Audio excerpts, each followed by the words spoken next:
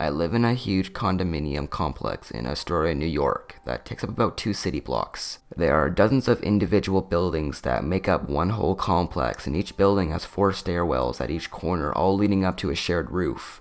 My building has 5 floors, with my particular stairwell having 2 apartments per floor. My apartment is on the 5th floor, with the roof being directly above me, and well, we all have a shared fire escape. This might sound kinda weird to non-city folks, having my neighbor's bedroom window basically 10 feet away from mine connected by a narrow fire escape walkway, but for the most part, we mind our own business.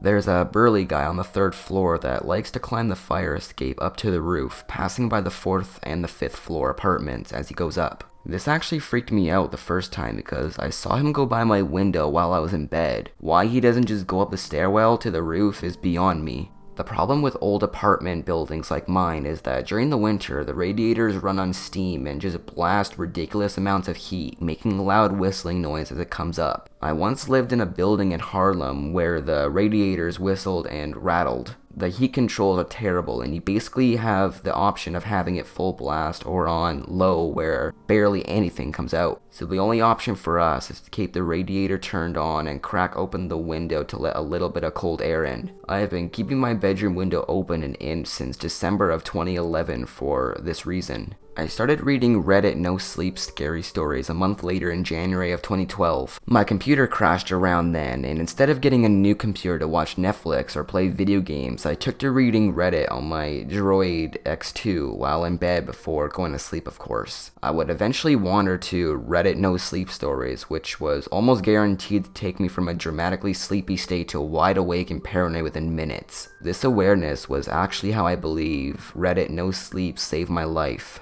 It was January and I was reading Reddit No Sleep on my smartphone while laying in bed with the lights off. The window, which is right at the front of my bed, was open a crack, just enough to let in gusts of air that would every so often push the within curtain briefly into a bubble before falling back down to the window. Little motions like that were not uncommon. So I was laying there with my phone shining into my face as I read Reddit No Sleep, the wind licking my exposed toes with every small gust. I was in a creeped out mode because of the stories I had just been reading, and suddenly got this terrible thought in my head. What if there was someone watching me from the corner of my room? I mean, the phone was right in front of my face, so everything behind it, save the moonlit window, was completely black to me. All that watcher would see is my face, illuminated by the soft light of the Reddit No Sleep screen. My first instinct was to turn my phone outwards towards my small room, just to reassure myself that there was no one in there, but I immediately dismissed the idea as ridiculous and just switched to F7U12.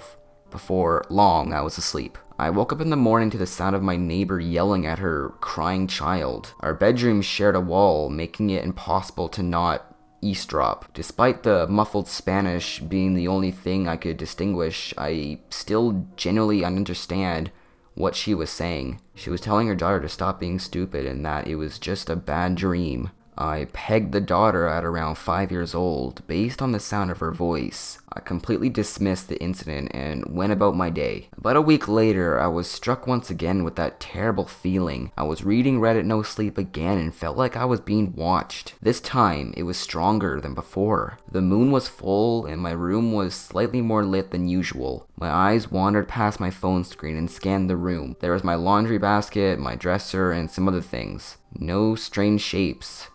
Really. No movement, nothing to be scared about. Though I did notice that I did not dare turn my phone around to shine any light in retrospect. I think I was too scared of what I might have seen. Once again, I dismissed my fears as childlike and immature. The next morning, I awoke to crying and yelling again. This time I heard the mother use the word monstero, meaning monster in Spanish. Again, she was telling her daughter that it was just a dream and there was no monster. But what I found curious was that I specifically heard the girl tell her mom that no, it was no monster. I had an overactive imagination as a child as well, and a part of me felt for the girl. I grew up in a suburb, and I imagined growing up in a city with the noises you'd hear at night would be creepy. And maybe she had seen that jerk from the 3rd floor climbing up the fire escape. I made a mental note that I should mention that to my neighbors so she would know that maybe it wasn't her child just making up things. Unfortunately, I never ran into her throughout the course of my days. It was now February, and I was starting to notice that the creepy feeling late at night while reading my phone was getting worse and much more consistent. Nothing too bad, but definitely a sensation of dread that felt as if it was just around the corner. The 5-year-old girl next door was crying in the morning every 3 to 4 days now, and I could hear the elevating frustration of the mother, trying her best to convince her child that the monster or man did not exist. This of course got me more and more paranoid each time I heard it. It was not impossible for someone to be wandering down our fire escape, especially since all 4 stairwells of the building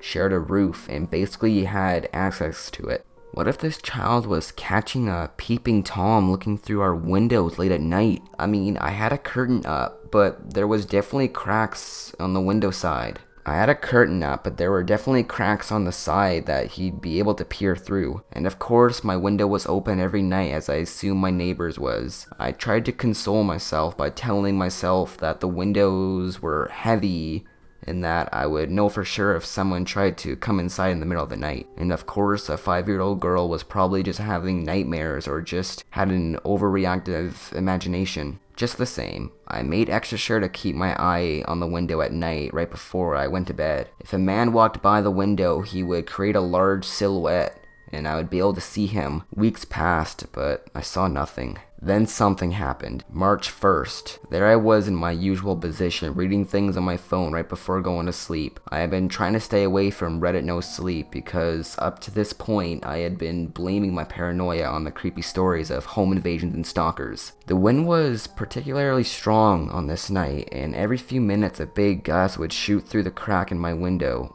I had picked up my laundry from a drop-off service that packed my clean clothing into a plastic bag, and I freaked out the first time I heard the bag in the corner of my room crinkle. Of course, I soon figured that it was just the wind that was moving it. The cold wind shot in again and touched my toes. The plastic bag in the corner of the room crinkled in response, and I was being watched. I somehow knew it. This time, more than ever, I lay in my bed frozen in fear, staring once again to the darkened corner of my room. There was someone in there, with me, watching my terrified face. This time I would have to do what I had avoided for so long. I needed to make the unknown known. I quickly switched to the Reddit main page with its bright white background and swung the phone around the corner of my room, and the blast of light was where I saw it. My plastic laundry bag moving ever so slightly every time the wind would come in. My phone darted back and forth, showing its bright light over the laundry basket, the dresser, and the inside of my closet was open, but there was nothing, just clothes and furniture. I scolded myself. I couldn't believe I had become so paranoid. I laughed it off, closed my phone, and fell asleep. I woke up to the terrified daughter of my neighbor, and this time it was different. For one, it was still dark out, 4 a.m., according to my phone. Further, these weren't just sobs. The little girl was pleading for her very life. The mother was angry and yelling, but it was clear that she was equally scared for the first time. I pressed my entire ear to the wall and I could hear everything. It was in Spanish, but I have it translated below. Mother, shut your mouth. There's no one here. Daughter, yes there is. He's here. He's here right now. He's going to take me soon. Mother, shut your mouth. Look at the door. It's locked.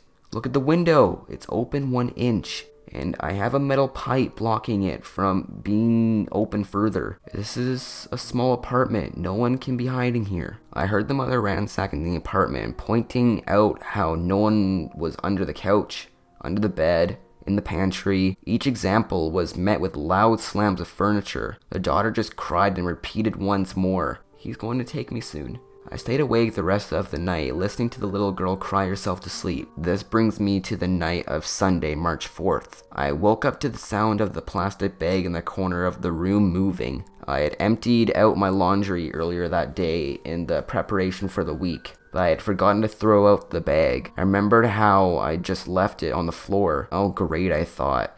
An empty bag with another windy night. I was in a strange half-awake / half-asleep state. I managed to break out of the sleep paralysis and look at my phone. 4 a.m. All was quiet, except the low bellows of wind moving the empty plastic bag around. The strange sound it made created a tense environment for me. I couldn't sleep. I knew why too. It wasn't just the plastic bag, it was because it felt as if someone was watching me again. I scanned the room and saw only familiar shapes. I hated this paranoia. Reddit No Sleep had fueled it, and this crying girl next door had made it worse. I'm an adult male. There was no reason why I should be feeling this way. I've lived alone for so long. But that was when the plastic bag crinkled, yet my feet felt no wind coming from the window. I completely flipped out. I grabbed my phone, shrank to the back corner of my bed, turned on the screen, and shined it towards the corner of my room. And I saw it. It was a thin, black strike standing upright on the plastic bag. And when the light hit it, it immediately jumped up and flattened itself into the corner of my room, where the two walls met. Except the stick wasn't a stick. It was a leg. I had been targeting the wrong thing the whole time. Not the dresser, not my closet, not my laundry bag pressed up against the corner of my room. Elevated all the way up to the ceiling was a humanoid creature with a pencil-thin torso and equally wiry appendages. Its pin-shaped head looked down at me with blank eyes, and when it saw that I had noticed it, it opened its mouth to reveal a double layer of pointed teeth. It made the most hideous noise from deep within its throat, a demonic growl that dug into my horrified face. I literally felt as if a part of my soul had drained. It looked like a giant daddy longlegs impersonating me over my bed as it studied me further. I still had my phone held up like a pathetic shield, the screen light in its gray face as it watched me.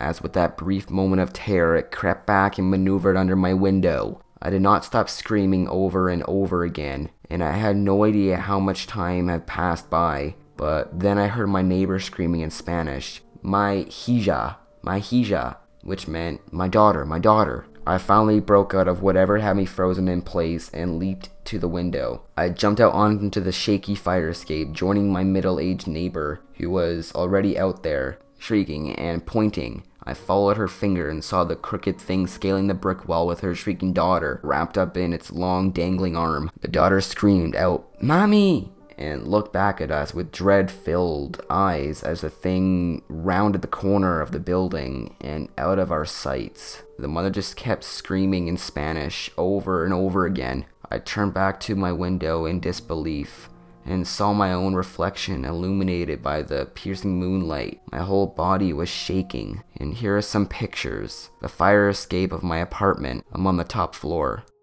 and the wall it climbed. I hope you guys enjoyed the video. I know this was kind of a shorter one. I couldn't find any more stories out there to read for you guys. Also, before this video ends, I just want to say a few things. I haven't been receiving a lot of stories from you guys. I've only received about 5 or 6, and all of them are just way too short, and if I read them for a video, the video would probably end up being like 5 minutes long. I should have mentioned this in the beginning. I'll only accept stories that have good grammar, and the stories are long enough and full of detail, and just not one sentence long. But anyway, I hope you guys enjoyed the video, and I'll see you guys in the next one. Peace.